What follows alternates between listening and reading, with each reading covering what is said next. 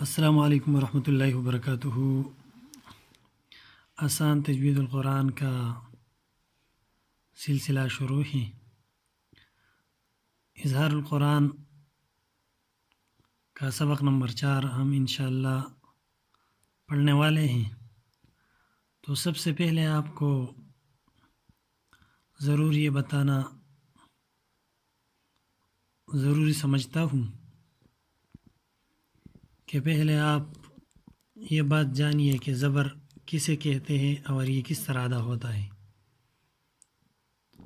تو یہ جو نشان آپ کو نظر آ رہی ہے، اس نشان کو زبر کہتے ہیں،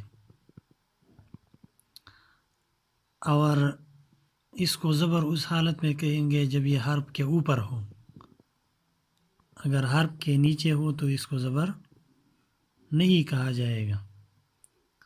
اب اس کی ادائیگی اسی طرح ہوگی کہ اس میں منہ بھی کھل جائے گی اور آواز بھی کھل جائے گی، یعنی یہ منہ اور آواز کے کھلنے سے ادا ہو جائے گا۔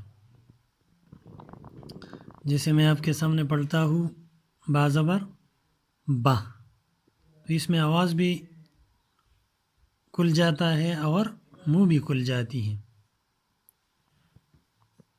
تا زبر تا، ث ج ح خ،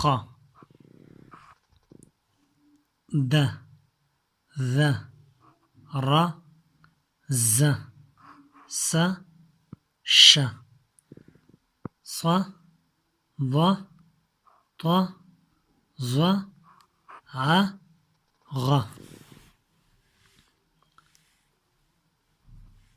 ف ق ك ل م ن و ه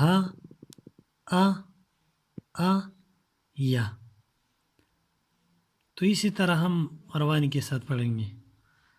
اگر ہم اس کی جوڑ کرتے ہیں تو اسی طرح کریں گے کہ با زبر با، تا زبر تا، تو تا زبر اس کا جوڑ ہے اور تا اس کی روان ہے۔ سا زبر سا، تو اچھا طریقہ یہ ہے کہ ہم اسے روانی کے ساتھ پڑھیں کہ با تا سا جا۔ اس کے بعد یہ 3 حروف ہیں جن پر زبر کا نشان لگایا گیا ہے۔ تو ہم آسانی کے لیے اسے 2 حروف میں تقسیم کریں گے اگر اس کی جوڑ اور روان کرنا مقصود ہو، اور اگر وہ مقصود نہ ہو تو آسانی کے ساتھ ہم اسے ادا کر سکتے ہیں۔ اس کی جوڑ اسی طرح بنے گی: سا زبر سا، میم زبر ما، س ما، را زبر را، س ما را۔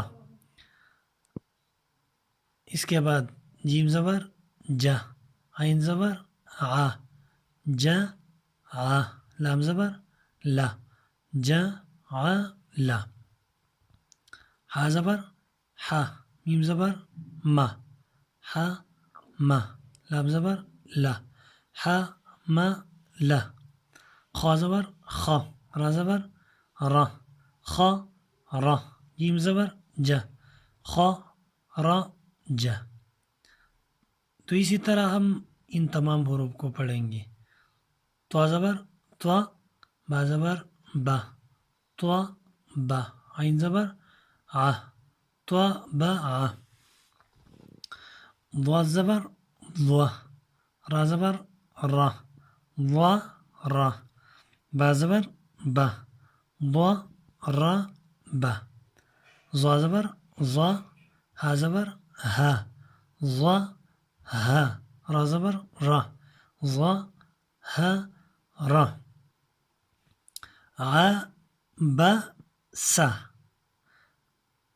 ق ت ل، ز ع م، ي ذ ر، ي د ك، ك ف ر، ل ع ن أ ح د